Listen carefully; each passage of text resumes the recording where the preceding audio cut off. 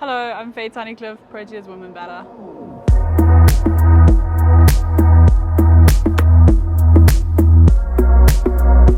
My earliest memory of cricket, I think, is probably I went to a very small school in a small town called Greyton, and we used to play cricket, boys, girls, everyone mixed. We played cricket in a little field across the road from the school, and I remember taking a one-handed catch. We were playing with a softball, and that's probably my earliest and fondest cricket memory. I think I was probably about 6 or 7 years old at the time. Yeah, and that's probably my earliest memory of cricket.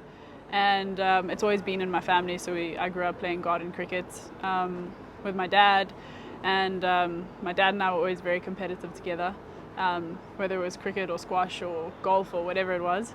So that's kind of where my competitive nature came from, and it just grew and grew. And when I established that cricket was something I could do full time, then I kind of just put all my competitive energy into that.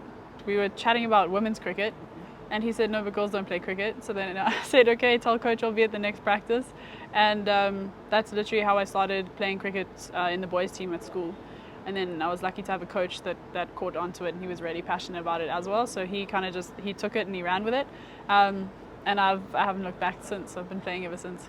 Yeah, so I think it was very competitive in high school because, again, I was playing in the boys team. And the boys didn't hold back. You know, they thought, well, this is a girl possibly keeping me out of the team, so let's see if I can bounce her out of the nets. So it was really competitive, but also it was a cool growth experience. Naturally, they were bowling quicker than what I would play against, like with the girls for under 19, for example.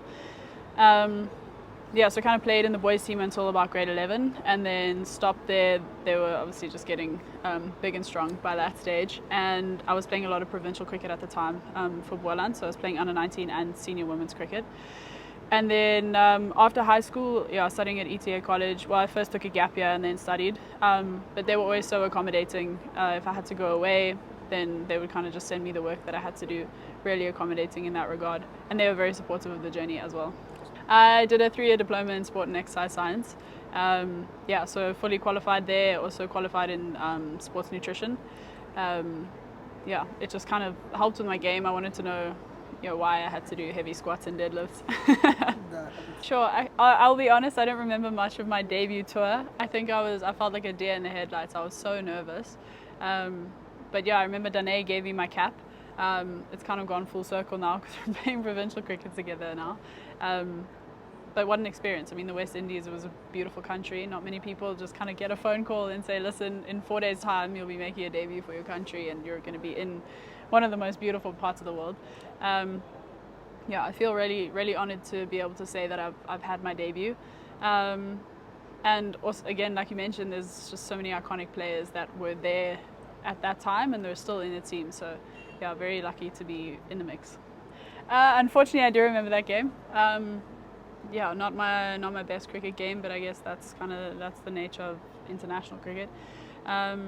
Being back here, it's awesome. I feel like I've had a lot of growth over the last 3-4 years, and I'm just really honoured that kind of all the hard work, and I feel like I was quite persistent. I was quite stubborn in what my goal was, so really tried to stick to that. And I just feel really lucky that it's starting to pay off. I've been selected now, but this isn't the end goal. The end goal is to obviously perform and contribute.